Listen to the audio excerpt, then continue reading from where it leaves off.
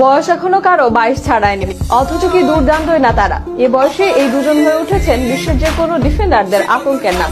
বাম দিকে ভিনিসিয়াসকে সামলাতে যখন হাফ টিপতে হয় ডিফেন্ডাররা, তখনই যেন সমান তালে ডান দিক থেকে হাজির হয় রদ্রিগো। এই দুয়ের কম্বিনেশনে রিয়াল মাদ্রিদ যেন হয়ে উঠেছে ক্রমশ ভয়ঙ্কর।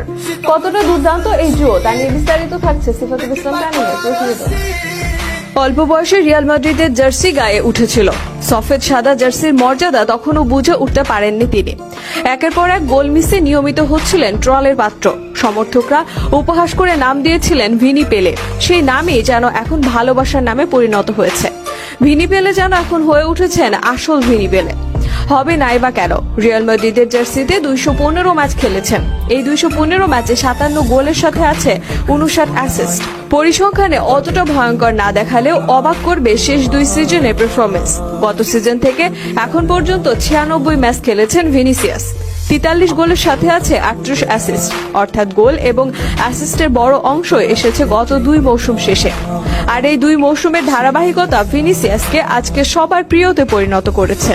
শুধু গোল ও অ্যাসিস্টে ভিনিসিয়াসের খেলা বর্ণনা করা যায় না। বর্তমান সময়ে ড্রিবলিং এ মেসি, এমবাপ্পেদের পর সেরা হিসেবে ধরা হয় ভিনিসিয়াসকে। এছাড়া গতি দিয়ে তিনি পরাজিত করতে পারেন বিশ্বের নামি দামি রাইট ব্যাকদের। আলেকজান্ডার আর্নল্ড, জেমস রিস, আরাউহোরা ভিনিসিয়াসের কাছে হয়েছেন কাবু। ভিনিসিয়াসের মতো না হলেও রদ্রিগো রেখেছেন তার প্রতিভার ছাপ। গতির সাথে ডিসিশন মেকিং এর দক্ষতা রদ্রিগোকে এগিয়ে রেখেছে। মাদ্রিদের হয়ে এই সিজনে প্রায় ম্যাচে খেলেছেন সাবস্টিটিউট খেলোয়াড় হিসেবে, কিন্তু তাতেও লিগে 25 ম্যাচে 12 গোলে ভূমিকা রদ্রিগোর। এভারেজ প্রতি ম্যাচে তার রেটিং 7.42।